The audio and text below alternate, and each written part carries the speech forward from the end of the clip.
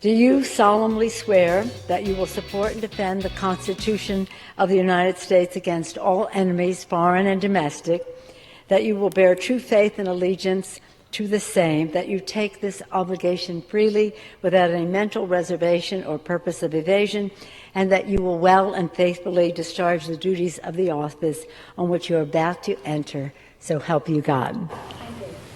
Congratulations, you are now a member of the 170th.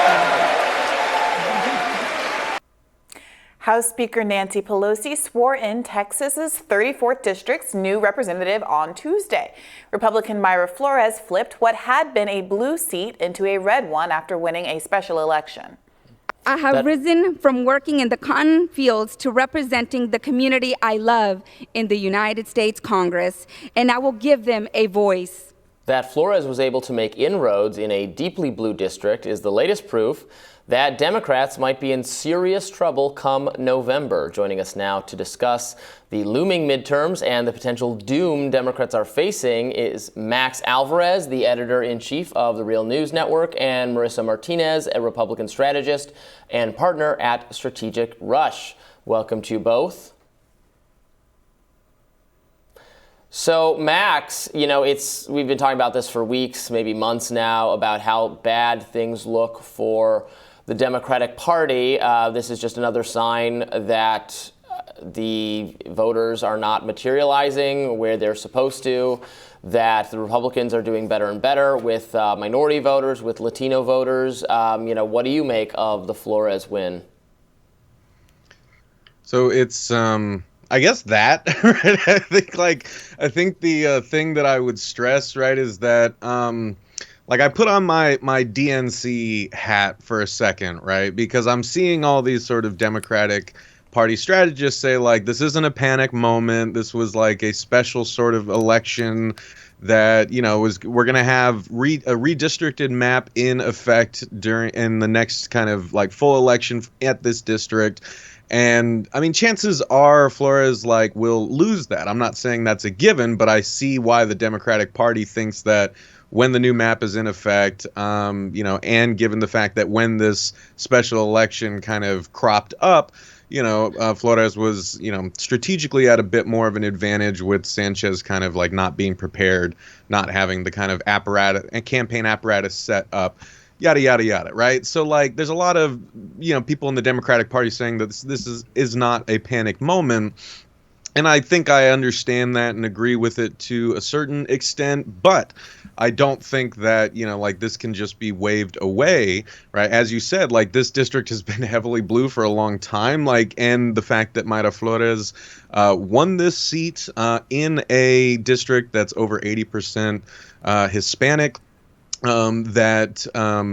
this district hasn't had a non-democratic representative for a long, long time, that is significant. And I think that, there are a lot of reasons for this. I'm always hesitant, whether it's on the Democratic or Republican side, to, overblow, Latino voting trends, because it always drives me nuts how we talk about Latinos as this sort of monolith when we're all very different. We all have very different reasons for voting the way that we do. And Latinos and Hispanics in general, right, make up, a massive voting bloc in this country, but historically have had lowest voter participation out of any minority group. That did change a bit in 2020, where you saw a massive surge in young voter registration. I think the real thing I'm looking at is, are those young voters going to come back in this election? And right now, I'm not so sure that they will. I mean, but I think before we start essentializing what is going on in the quote unquote Latino mind right now,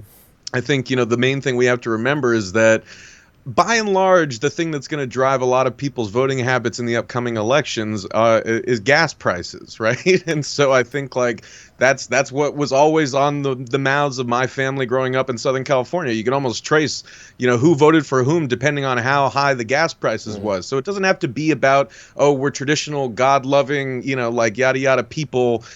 Sometimes it's a lot more basic than that. Yeah, Marissa, what do you make of that? Is this, as Max says, not reflective of some broader trends? Or should Democrats be concerned, among other things, about the fact that the trend of Latino voters moving more to the Democratic Party is something that's been going on for years now. People were surprised that Trump had gotten a historically notable percentage of the Latino vote, despite what people saw as him making statements that were antagonistic to Mexicans, for instance, specifically, and immigrants more broadly. Obviously, the campaign was very centered on the wall. Do you think that Democrats are being naive when they say, oh, this isn't a harbinger of something worse? Well, thanks again for having me today. I think the Democrats definitely need to take note of Mayra Flores' win in Texas's 34th congressional district. She beat out Dan Sanchez by almost 8 points, I believe.